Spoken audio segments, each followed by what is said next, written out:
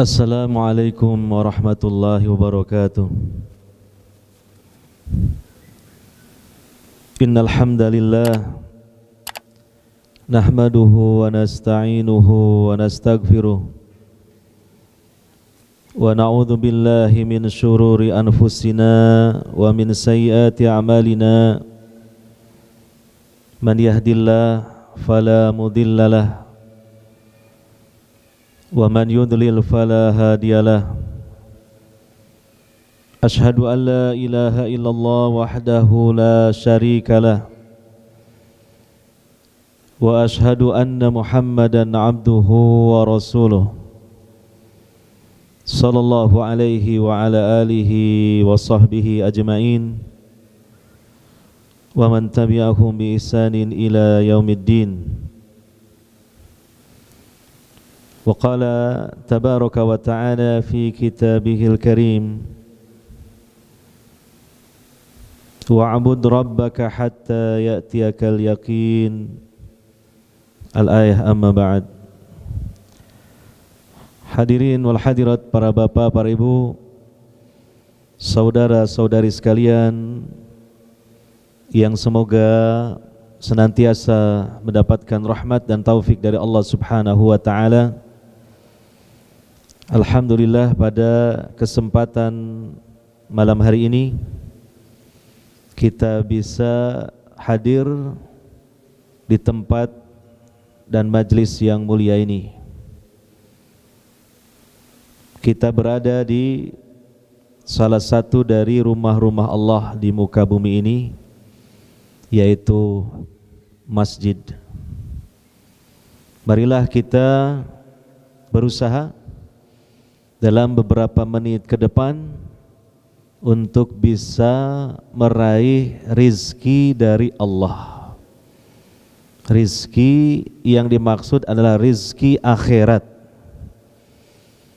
berupa bertambahnya pahala, berupa bertambahnya ilmu dan kefahaman kita tentang agama Islam ini, berupa bertambahnya iman, berupa curahan rahmat dan juga ketenangan dalam hati yang Allah berikan kepada anggota majelis Al-Quran yang hadir di masjid. Hanya dalam hitungan beberapa menit saja insyaallah. Asalkan niatkan ikhlas karena Allah Subhanahu wa ta'ala, saya jamin itu akan mendapatkannya. Maka kehadiran kita di sini alhamdulillah patut disyukuri. Kalau bukan kemudahan dan juga taufik dari Allah, mustahil kita bisa hadir di sini. Buktinya undangan banyak disebar ke banyak orang, yang hadir sedikit orang. Bukan untuk dibanggakan, apalagi disombongkan.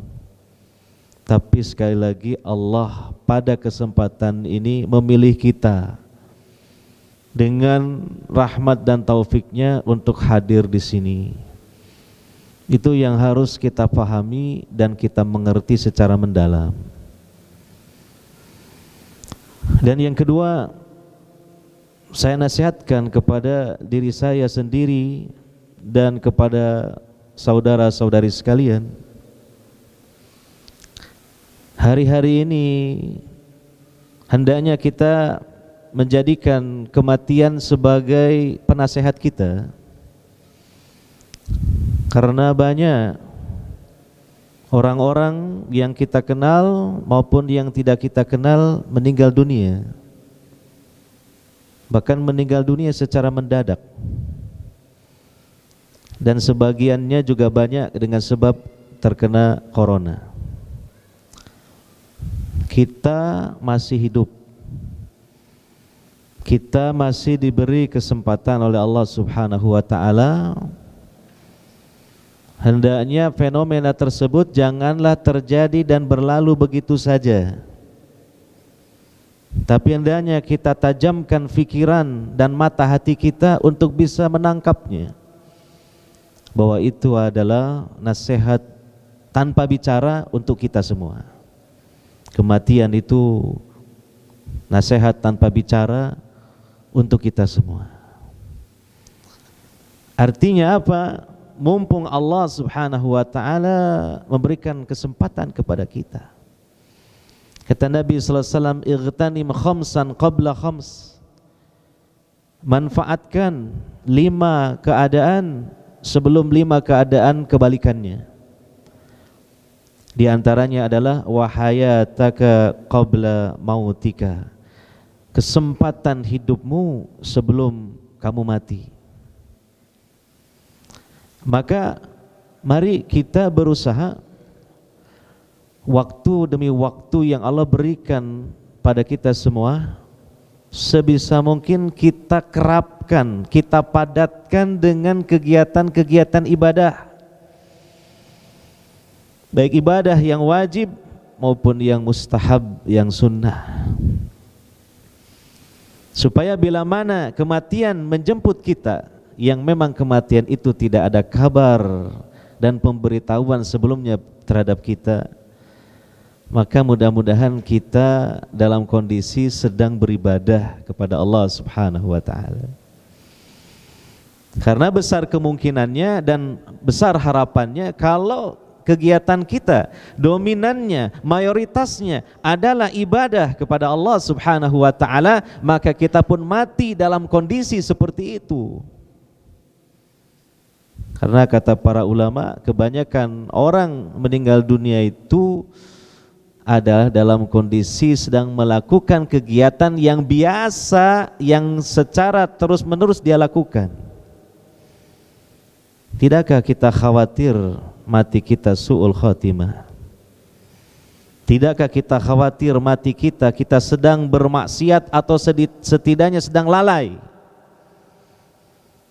Maka ikhtiar kita dengan kita padatkan waktu kita selain tidur dengan ibadah kepada Allah Subhanahu wa ta'ala, semoga pas ajal datang kita sedang ibadah kepada Allah Subhanahu wa ta'ala, sehingga kita mati husnul khatimah sesuai dengan pesan dari Allah Subhanahu wa ta'ala, ya ayyuhalladzina amanu taqullaha haqqa tuqatih wa la tamutunna illa wa antum muslimun, wa la tamutunna illa wa antum muslimun. Janganlah kalian benar-benar mati melainkan kalian dalam keadaan di atas Islam, di atas ketundukan, ketaatan kepada Allah Subhanahu wa ta'ala. Semoga ini selalu diingat dan bermanfaat, khususnya untuk diri saya pribadi yang banyak lalai dan terlalu mungkin menumpuk panjang angan-angan. Demikian juga untuk hadirin dan hadirat sekalian. Hadirin wal hadirat yang dimuliakan oleh Allah Subhanahu wa ta'ala, kajian kita pada kesempatan kali ini adalah membahas tafsir Al-Quran. Masih tentang surah Ali Imran. InsyaAllah kita sekarang akan melanjutkan ayat atau mulai ayat 42. Allah Subhanahu wa ta'ala berfirman, serentetan ayat-ayat ini nanti berkaitan dengan keluarga Imran, terutama putri beliau yaitu Maryam. Beliau adalah salah satu wali Allah dari kalangan para wanita, dan beliau adalah ibunda dari Rasul dan Nabi Isa alaihissalatu wassalam.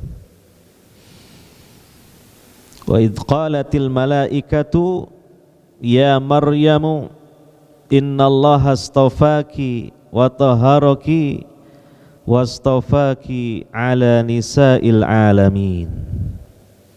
Itu ayat yang ke-42. Dan ingatlah tatkala malaikat berkata.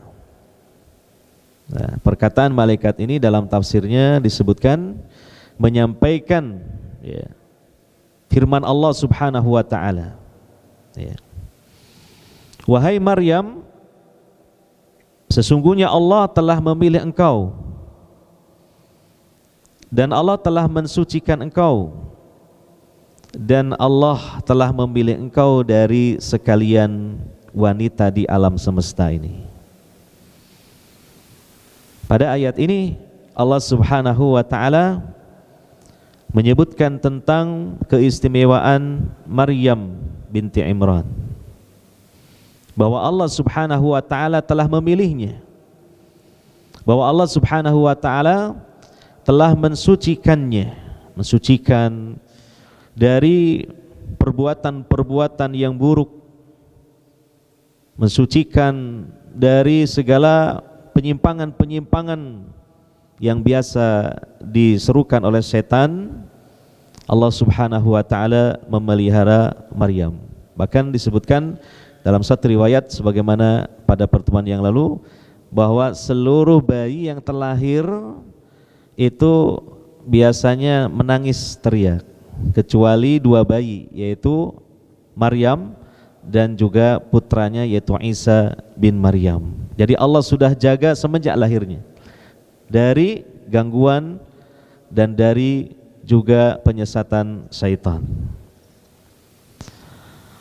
Dan Allah Subhanahu wa taala telah mengistimewakan Maryam dari sekalian alam, daripada wanita-wanita yang ada. Ini dalam tafsirnya dijelaskan bahwa pertama, bisa jadi Maryam ini adalah wanita terbaik di masanya. Jadi tidak ada wanita yang lain di masanya kecuali Maryam sendirian. Itu yang dimaksud dengan wastafaki ala nisa'il alamin. Ya. Bisa juga Maryam ini bukan hanya wanita terbaik di masanya, tapi wanita terbaik di seluruh masa. Berikut ada wanita-wanita yang lain yang juga terbaik, sebagaimana yang disampaikan oleh Nabi SAW dalam satu riwayat bahwa ada wanita-wanita yang dipilih dan diistimewakan oleh Allah Subhanahu wa taala, yaitu Maryam binti Imran, kemudian Asiyah imra'atu Fir'aun, ya, Asiyah istri dari Fir'aun. Nah, ini luar biasa ya, menjadi suatu pelajaran terutama bagi para muslimat, bagaimana Asiyah mencapai martabat dan derajat yang tinggi, padahal di sisi yang lain dia adalah seorang istri dari manusia yang sangat dolim, durhaka dan lancang kepada Allah Subhanahu wa taala, yaitu Fir'aun. Itulah kadang dalam kenyataan hidup seseorang diangkat derajatnya itu dikarenakan dia dipasangkan dengan seseorang yang sangat buruk, sehingga dia teruji keimanannya, sehingga dia teruji kesabarannya melebihi daripada dipasangkan dengan suami yang mulia. Contohnya Asiyah, istrinya Fir'aun. Kemudian wanita yang lain adalah Khadijah binti Khuwailid, salah satu atau istri pertama dari Nabi sallallahu alaihi wasallam. Kemudian juga wanita yang lain adalah putri Nabi Aisyah, putri Nabi Fatimah binti Rasulullah sallallahu alaihi wasallam. Dan dalam riwayat yang lain Nabi juga menyampaikan keistimewaan tentang Aisyah, bahwa Aisyah ini dibandingkan dengan wanita-wanita yang lain adalah seperti sarid daripada makanan-makanan yang ada. Sarid adalah makanan di kalangan orang Arab yang paling istimewa. Nah, maka dapat disimpulkan Allah Subhanahu wa taala memilih Maryam dari sekalian para wanita di alam. Ini juga bisa maknanya adalah seluruh alam, segala masa, setiap zaman, tetapi juga disejajarkan dengan beberapa wanita yang lain yang sedikit jumlahnya tadi, selain dari Maryam, yaitu Asiyah istrinya Fir'aun, Khadijah binti Khuwailid istrinya Nabi sallallahu alaihi wasallam, Aisyah istri Nabi sallallahu alaihi wasallam, dan juga Fatimah putri Nabi sallallahu alaihi wasallam.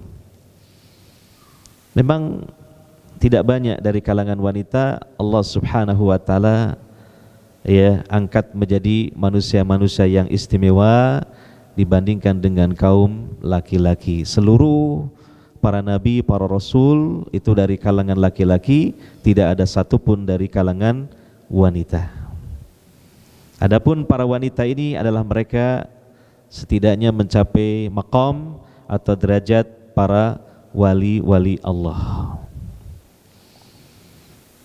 Kemudian ayat yang berikutnya, ayat yang ke-43, Allah Ta'ala berfirman, Ya Maryam uqnuti li rabbiki wasjudi warka'i ma'ar raki'in.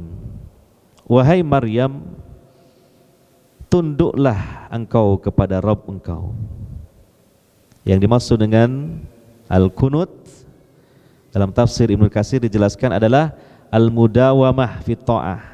Jadi senantiasa dalam ketaatan. Ya.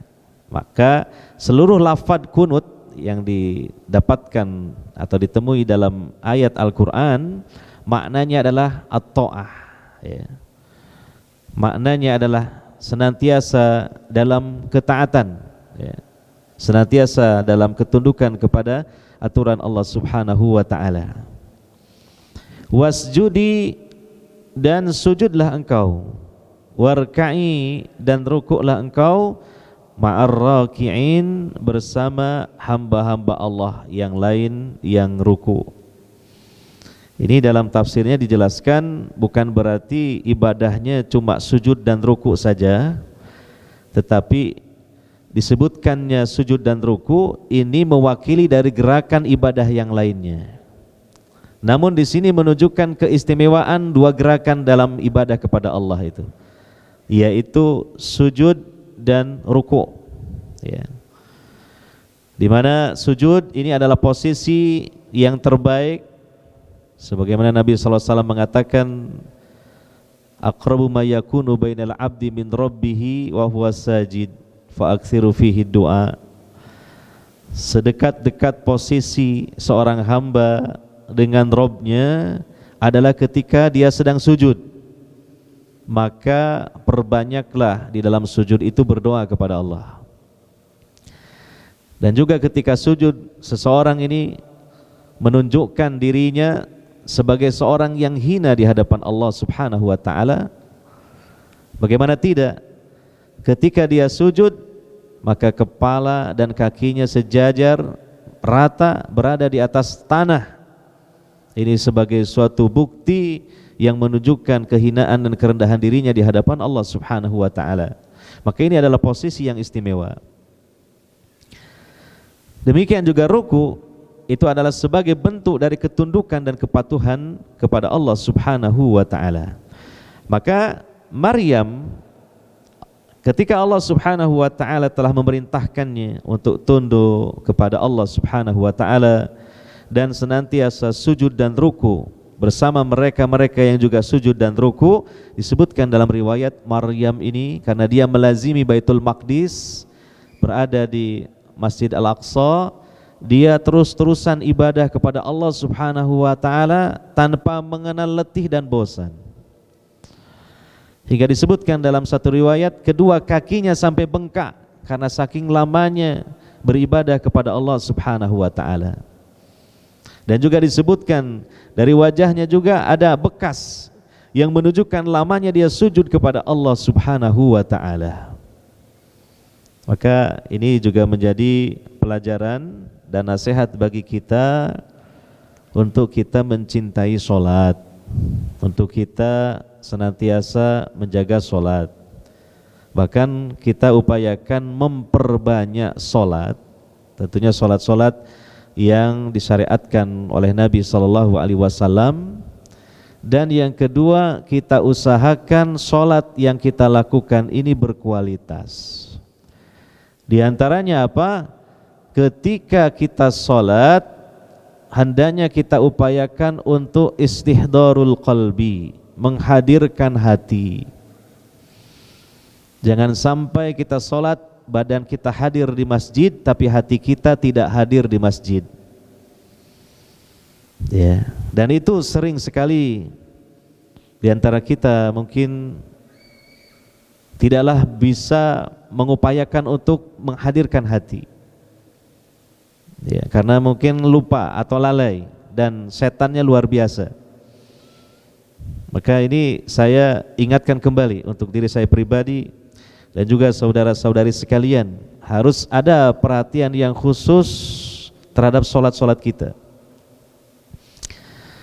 Apalagi di waktu kita sekarang diuji oleh Allah dengan wabah ini, maka kita minta tolong kepada Allah Subhanahu wa taala dengan sabar dan solat. Sebagaimana Allah berpesan dalam Al-Quran surah Al-Baqarah, ya ayyuhalladzina amanu sta'inu bis-sabri was-shalah. Wahai orang-orang yang beriman, mintalah kalian tolong kepada Allah dengan dua sebab, yaitu dengan sabar dan solat.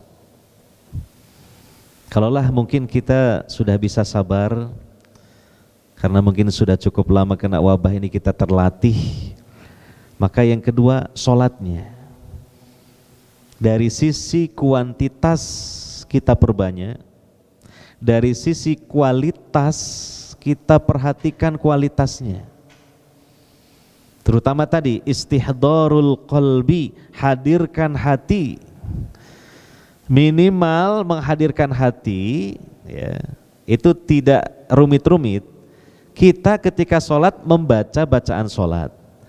Kalau kita jadi makmum mendengar imam membaca bacaan yang sedang dikeraskan, maka perhatikan bacaan itu. Makanya sudah saatnya kita ini mengerti bacaan sholat kita itu artinya apa, maknanya apa. Maka lisan kita berqomat kamit membaca bacaan sholat, hati kita terus menerjemahkan. Apalagi ketika kita sedang membaca surah Al-Fatihah, itu dalam hadis yang sahih, seseorang berdialog dengan Allah Subhanahu wa ta'ala. Ketika seorang hamba mengucapkan Alhamdulillah, Allah mengatakan hambaku sedang memujiku, dan seterusnya. Ya. Jadi minimal begitu.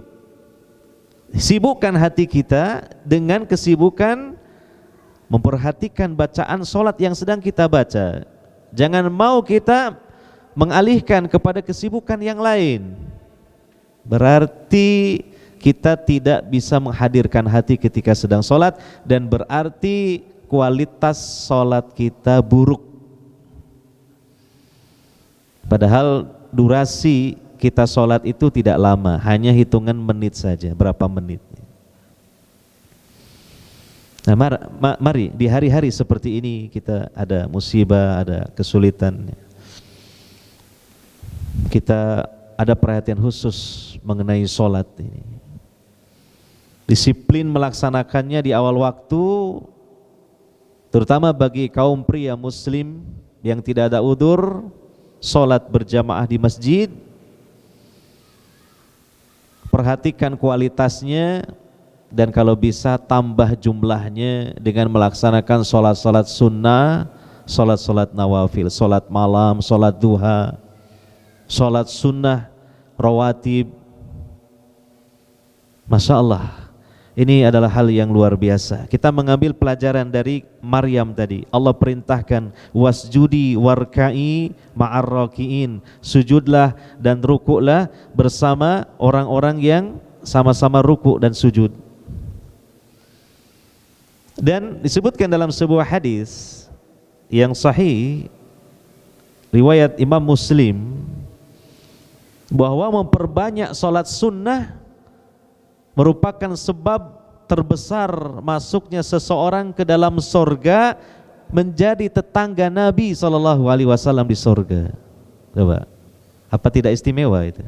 Sudah masuk sorga, lalu bertetangga dengan siapa? Dengan Nabi SAW. Karena apa? Karena banyak solat. Namanya banyak solat berarti memperbanyak solat sunnah. Karena kalau mengandalkan solat fardu yang 5 waktu cuma 5 kali sehari semalam, cuma 17 rakaat sehari semalam. Maka yang dimaksud dengan memperbanyak solat adalah menambah solat-solat sunnah. Masuk masjid, solat tahiyatul masjid. Setelah wudu ada solat sunnah ba'da wudu. Solat duha, solat sunnah isyraq. Ya. Dalam hadis riwayat Imam Muslim disebutkan dari Rabi'ah bin Ka'ab al-Aslami radhiyallahu anhu, dia bercerita, aku membawakan air wudu untuk aku pernah menginap di rumah Rasulullah sallallahu alaihi wasallam. Aku membawakan air wudu untuk beliau dan juga untuk buang air. Jadi sahabat Rabi'ah bin Ka'ab al-Aslami ini rupanya dia berkhidmat kepada Nabi sallallahu alaihi wasallam. Dia mendampingi, menjadi pembantu Nabi sallallahu alaihi wasallam sementara. Melayani Nabi, kebutuhannya disiapkan oleh beliau untuk Nabi sallallahu alaihi wasallam. Ya. Lalu kemudian Nabi sallallahu alaihi wasallam berkata kepada Rabi'ah bin Ka'ab al-Aslami, karena Nabi juga merasa ini sahabat baik sekali melayani Nabi sallallahu alaihi wasallam. Ya, Nabi adalah teladan dalam masalah berbalas budi. Ya. Maka Nabi kemudian mengatakan, mintalah sesuatu. Rabi'ah bin Ka'ab al-Aslami ini ternyata seorang sahabat yang sangat cerdas. Ketika Nabi memancingnya dengan mengatakan, mintalah sesuatu, apa yang beliau minta? Rabi'ah bin Ka'ab al-Aslami mengatakan, aku ingin menjadi orang yang menemani engkau di dalam surga. Coba, ada enggak permintaan lain yang lebih tinggi dari ini? Sudah masuk surga, jadi tetangga Nabi. Bukan minta harta, minta apa, ya, tambah ini, tambah enggak. Ini permintaan yang paling tinggi, paling top. Ingin masuk surga, menemani engkau wahai Nabi. Ya. Lalu Nabi bertanya lagi, adakah permintaan yang lainnya? Maka Rabi'ah bin Ka'ab al-Aslami mengatakan tidak, hanya itu saja. Sudah, ya. Maka Nabi SAW mengatakan, artinya Nabi SAW menyanggupinya. Nabi SAW berdoa kepada Allah Subhanahu wa ta'ala agar Rabi'ah bin Ka'ab al-Aslami ini masuk surga dan juga bersama Nabi SAW. Tetapi Nabi mengatakan, a'inni ala nafsika bikasratis sujud. Tapi ada syaratnya. Supaya keinginanmu itu terpenuhi, menjadi tetanggaku di surga. Kata Nabi, bantulah aku atas dirimu dengan kamu memperbanyak sujud. Nah, maka ini disimpulkan oleh para ulama, di antara keutamaan memperbanyak solat adalah Allah akan masukkan dia ke dalam surga menjadi tetangga Nabi sallallahu alaihi wasallam. Maka hendaknya solat ini menjadi kegemaran kita. Solat ini hendaknya menjadi hobi kita. Bukankah sering juga Allah Ta'ala memberikan banyak kesempatan bagi kita, dan terkadang kita merasa bingung mau diisi apa kegiatan ini. Laksanakan solat. Ada solat sunnah mutlak. Solat sunnah mutlak 2 rakaat. Ya. Demikian juga ada solat-solat sunnah yang lainnya. Ya. Maka sekali lagi ini kita mengambil pelajaran dari keteladanan Maryam, yang dia itu setelah Allah merintahkannya untuk sujud dan ruku bersama orang-orang yang ruku. Disebutkan dalam tafsir Ibnu Katsir dalam riwayat yang sahih bahwa sampai kedua kaki, telapak kaki Maryam bengkak, sampai dari wajahnya keluar atau muncul tanda yang menunjukkan dia sangat banyak dan lama sujud kepada Allah Subhanahu wa ta'ala. Maka sekali lagi kita harus ada perhatian yang khusus dalam masalah solat ini. Ditambah lagi sholat, minimal sholat fardu yang kita laksanakan sehari semalam itu kata Nabi SAW dalam hadis seperti seseorang yang tiap hari mandi 5 kali. Ya, ada seseorang memiliki rumah, di depan rumahnya ada sungai yang airnya mengalir dengan jernihnya. Lalu seseorang itu dia dalam setiap hari mandi di air sungai itu sebanyak 5 kali. Kata Nabi SAW kepada para sahabat, adakah yang tersisa kotoran ataupun daki melekat di tubuh orang tersebut? Para sahabat menjawab, tidak ada Nabi, bersih badannya.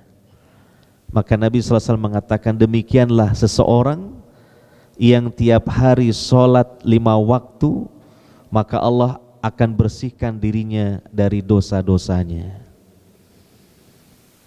Ini baru sholat fardu yang 5 waktu. Belum lagi kita tambahkan dengan sholat-sholat sunnah. Sekali lagi, mari kita memperbanyak sholat ya, dan juga tingkatkan kualitas sholat kita. Termasuk itu menjadi salah satu wasilah utama Allah Subhanahu wa ta'ala memberikan pertolongan kepada kita.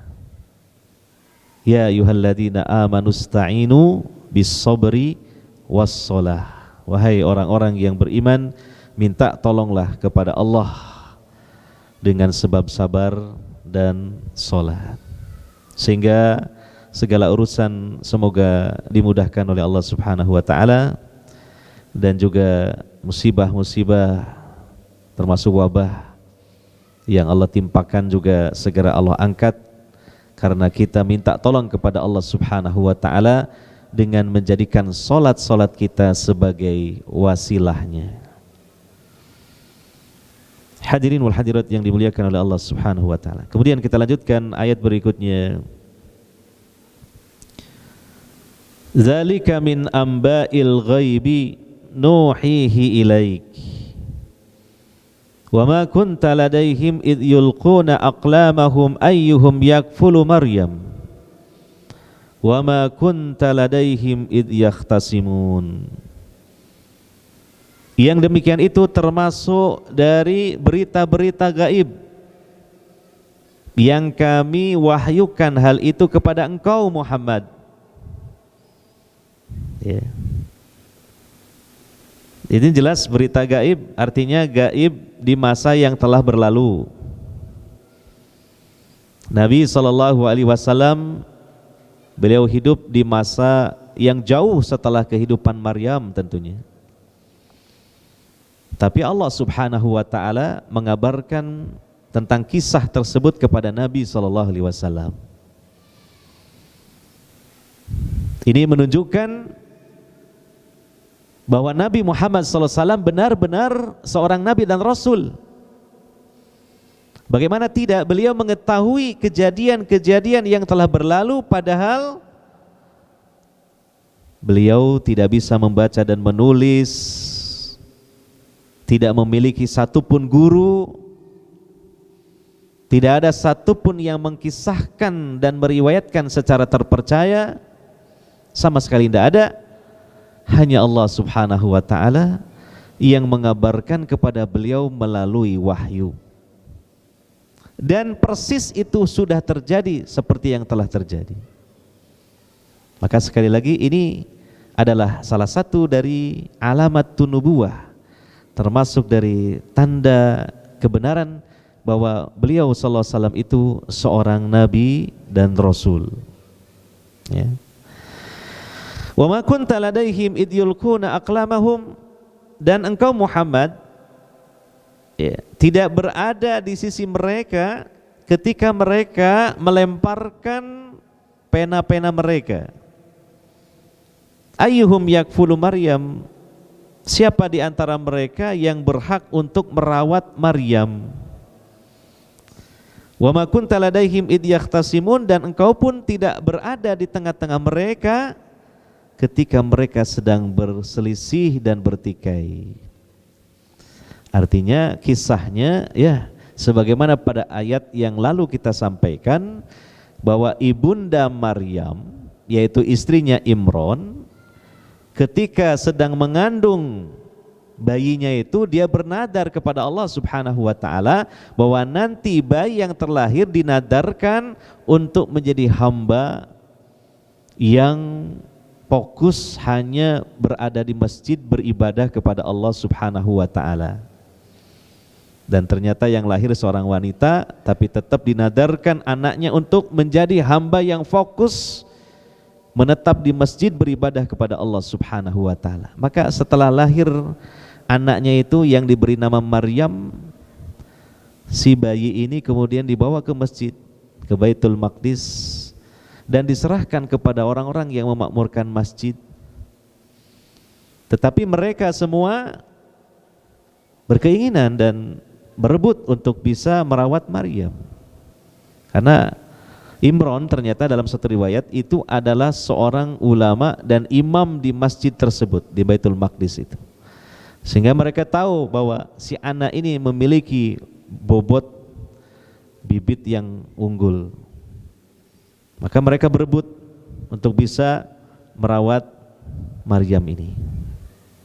Nah, di antara yang berebut itu adalah Zakaria, Nabi Zakaria. Dan dia pun merasa berhak karena apa? Dalam satu riwayat, bibinya Maryam adalah istrinya Zakaria. Dalam riwayat yang lain, Zakaria ini adalah iparnya Maryam, artinya kakak saudari dari Maryam ini adalah istrinya Zakaria. Maka mereka berebut.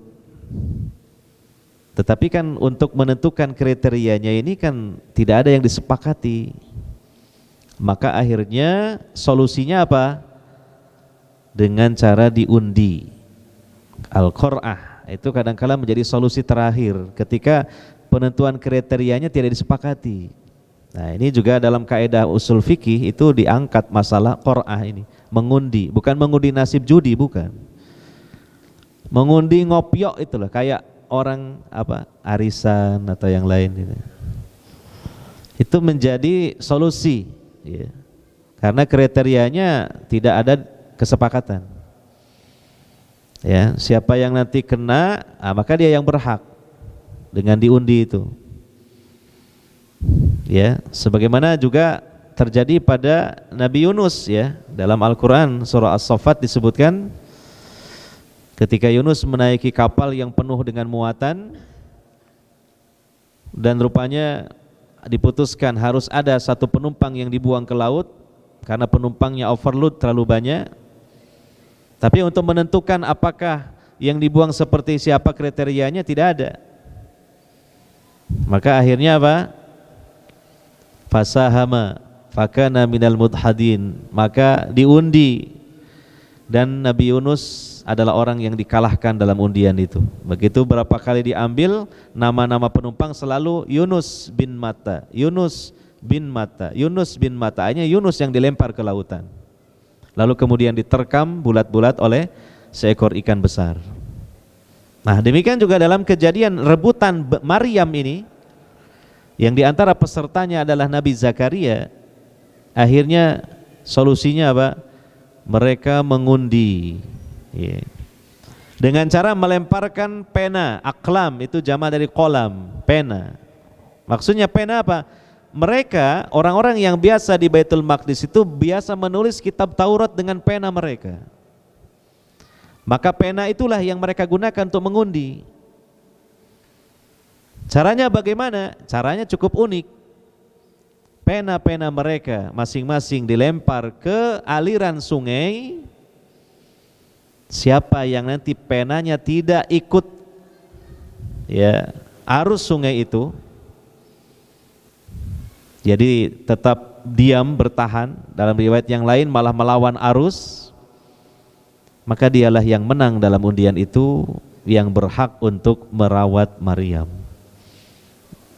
Nah, benar saja ketika pena-pena dari para peserta itu dilempar ke aliran sungai, semua pena-pena ikut hanyut mengikuti arus sungai. Hanya ada satu pena yang tidak ikut arus sungai, malah tetap berdiam, aneh gitu ya. Ternyata itu pena miliknya Nabi Zakaria.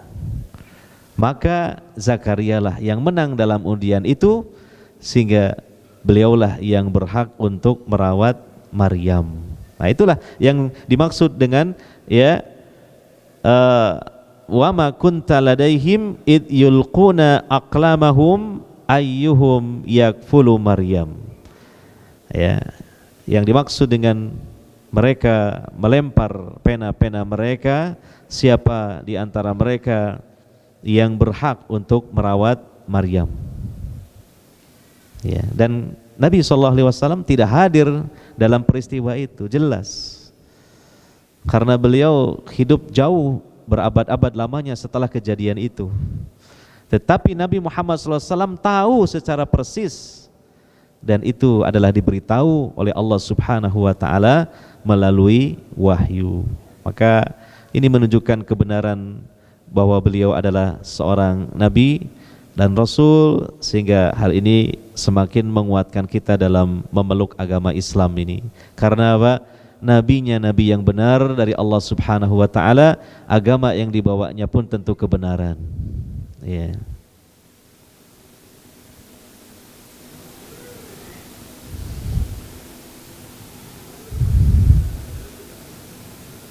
Sudah Isya ya.